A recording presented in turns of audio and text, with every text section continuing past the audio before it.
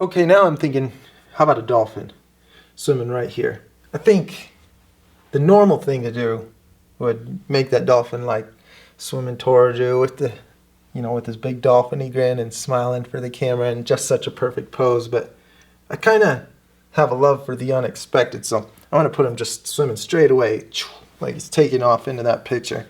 Now, whenever I'm painting an object that has a real specific shape to it, like an animal, I don't worry too much about the color until I get the shape down. So this is kind of just a sketch until I like the shape, and then I'll start applying the color. I want the perspective to be real exaggerated so it looks like you're right up behind this guy. The closer you are to an object, the more extreme the perspective is, the bigger the difference is between the front and the back of the object. Gradually build this dolphin. I always feel like I'm building when I'm painting. I like my little dolphin. Should give him a name. What would you name a dolphin? Phineas. Like Finn. Call him Finn for short. When I'm first making this dolphin, I'm just gonna put the light and the shadow on him as though he's out in the air, not as though he's underwater. Just for the sake of getting the shape made. Alright, he needs some flippers. Now with any object that I put in this scene, I need to remember that what you would call atmospheric haze in a landscape, underwater, it's really extreme. So the same effect of this land formation getting bluer and bluer, more the color of the water as it gets distant. I mean, that happens to just something as deep as a few feet when you're underwater. So I'm going to make sure that the further part of my dolphin is bluer than the close part of the dolphin. Yeah, I like those colors better, because it's more like he's underwater. Now I won't come all the way to the edge with this white. Make it look like there's a little bit of a, like his tail isn't as flat as paper. As it transitions from a horizontal surface to a vertical surface, it takes this pattern that leaves all of these rings and swirly marks and gradually stretches it into vertical stripes the further it becomes vertical. So I'm going to make lines bending around this guy's back, and then a little bit of a squiggle to it also, because I don't want them to look like straight lines. Maybe I'll just leave that one sharp right there.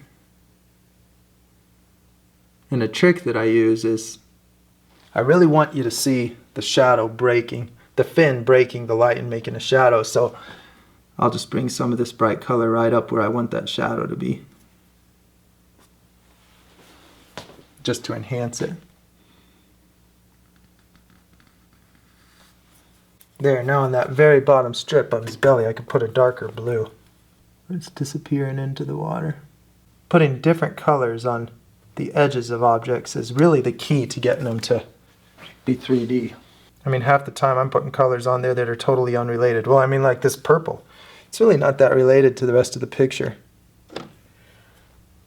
Just helps it to stand out, that's all. It just tells you that it's not facing the same direction. Not the same color, therefore not the same light, therefore not facing the same direction. Your mind just kind of puts it all together. He just came down. Make another one going up. Let's start with the tail. Let's see, we'll use a combo of blue, black, and white, and turquoise. Yeah, I'll just kind of make him arcing down like this, just a big arc. I just don't want to make these two dolphins too similar. It's cool if you have them doing two different things. It adds movement to the picture. It looks like something's happening. And put some of these bright streaks all over this guy. I'll just put some pure white highlights because he's real close to the surface. Just put some pure white. Now, you heard me say that the surface is reflecting what is beneath. So all of these colors up in here are the reflection of all of this down here. The reason I'm saying that is because now that I have some objects in this picture, I want to make the reflection of these objects on the surface. I'll just say that's the dolphin. But I'm going to leave the green color showing around it. Okay, I'm mixing it lighter and greener now because I'm getting higher into the lighter colors. So I'll put more up in here. Some here, maybe just a little touch there. And then as my reflection colors are getting lighter, I also want the reflection of the dolphin to be getting lighter with it. So I'm just adding this really bright green to the blue. I like to start with the shadow because if I really nail that color and get it right, then you'll imagine so much content in that shadow because it feels like it's really there. So when your mind sees that appropriately colored shadow, you don't just see it as a solid color, you see it as space. And you imagine things in that space, and it causes the picture to seem like it has more detail than it has. You put a solid color down and it gives the impression of this, empty space with things hidden in it. More distant, so it's going to be more blue. More blue means also more white so that it doesn't get too dark and muddy colored. And this is a perspective trick too. When you put multiple things near each other, but further away, closer, so that you can see, your mind can put together the transition because it's gradual enough. So I have this bright thing, this less bright thing, but they're similar enough that you see that they're the same. It's getting deeper.